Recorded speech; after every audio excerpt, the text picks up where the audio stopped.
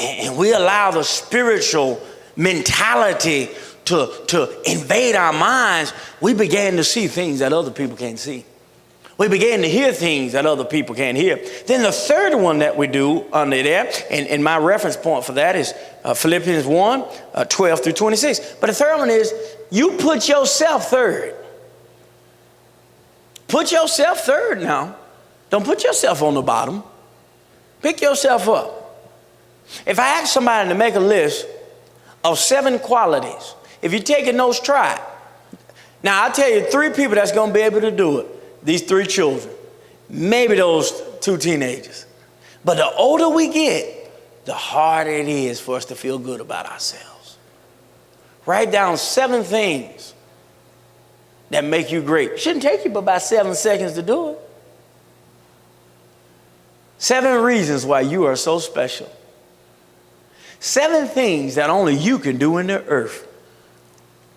7 reasons why your husband happy to have you. 7 reasons why your wife should be happy to have you. 7 things that if your job knew who you really were. 7 things that if your neighbors knew who you really were. Can you write down 7 positive things about yourself?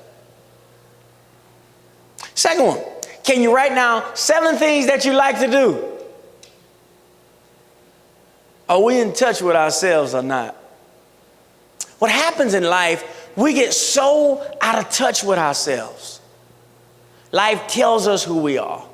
The relationships we're in tells us who we are. Our family connections tell us who we are. A bad supervisor will try to tell us who we are. Unemployment will try to tell us who we are. Bad credit certainly will try to tell you who you are. But God says who you are. Who are you in God? What would that list look like? 7 things. What are 7 things that make you special and powerful? What are 7 terms that help identify who you are in the spirit? See, one thing about this, Mary knew who she was. She knew she wasn't Jesus. Mary knew who she was. She knew she was not the Christ. But she also knew she had the awesome responsibility of rearing the Christ. Mary knew that she had to raise a man of God. And there's a peculiar baby that you know is God in the flesh, but you got to change his diaper. You have to feed him. They didn't have Similac back then. Can you imagine God nourishing from your very body? She knew what she was doing. She knew who she was. And Jesus knew who he was. Who are you, man?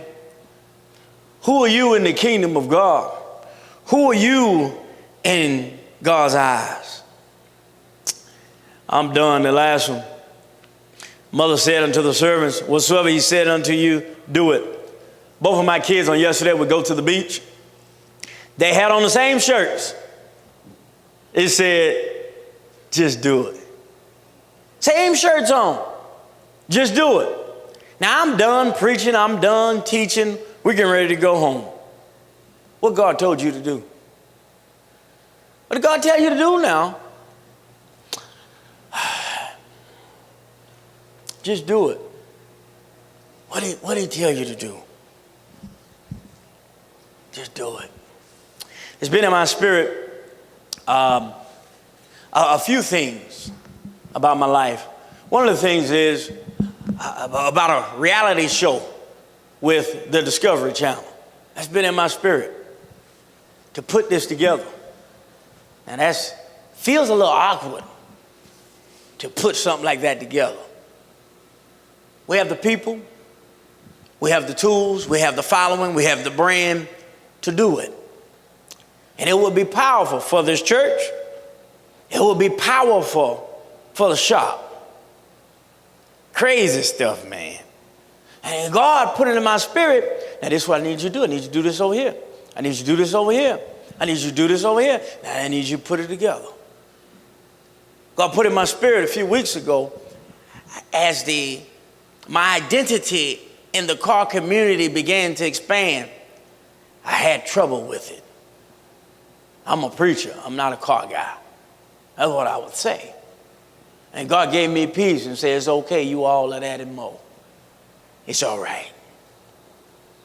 So this reality show feels a little awkward. But watch this. This is how God will do stuff. 2 years ago, when we were not even ready, we're not even prepared, there's an organization called Left Field Productions. Had us sign a 12-month contract for a reality show on the Discovery Network. We didn't even have the resources, the tools. Wasn't even thinking about it. It just, boop, popped in your lap. We signed it. It just didn't materialize. But we're under contract for 12 months by this agent. And now, but I didn't do anything. They called me. They sent me an email. All I had to do was sign. But this time, God said, you're going to call them. This time, you're going to put it together. Now, that's a little different from just signing and saying hello. What God told you to do, I'm just telling you some crazy stuff he told me. What did God tell you to do? My wife told me a few weeks back, she said, probably need to do a car show. Man, I shouldn't say a few weeks back, a few months back, she said every few weeks. So I ain't got time for no car shows. I'm too busy. Car show? Who gonna organize the car show? You know you can't do it, and I can't do it either. Ain't got time for no car show. Car show? Pfft, car show. Ain't thinking about no car show. Ain't got time for no car show. Two things happened last week. Number one, a young lady comes in the shop, and mature woman. They have their own car club, and they were looking for sponsors. You know, where you donate $50, $100, where you bring some cars, send some of your clients. We're expecting to have 200 cars. I said, car show? You got a car show? I said, let me see that paper. At the bottom, it says, this can be your car show. I go, wow. So I look at the lady. I said, how much is it just to pay you for the whole car show? She said, huh? I said, how much is it? She gave me the number. I said, okay, we got a deal. Shook her hand and walked off. She was like, whoa, wow.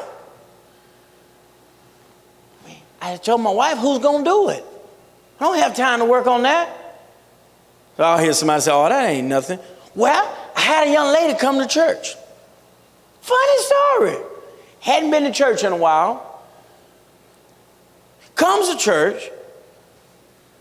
There's nothing about this person tells me this person is a classic car person. I mean, not one thing tells me that. Not one thing. And I never said anything to the person about a car show. I get a message from that person a few days later, and the conversation is about what? Hey, have you ever thought about having a car show for the church? I say, car show? So I sent one of them real smart responses. Yeah, if you do all the work, okay. Oh, my Lord. I'm talking about timing. I'm talking about what God will do in your life. 2 people in 1 week. And neither one of them said I had to do any work. They're going to organize a car show to gather all these people together. Do you follow what I'm trying to tell you? What the Lord told you to do, that's crazy. Before I even got to the car guy, God told me to buy 1 truck. He said, humble yourself. Remember I told you about empathy? I wanted a car note. I wanted a Corvette, a Porsche, or something. I didn't want that old beat down, raggedy, ugly truck. That's right. I didn't want it. I felt like I was forced to do it. It was punishment. But that 1 truck changed my life.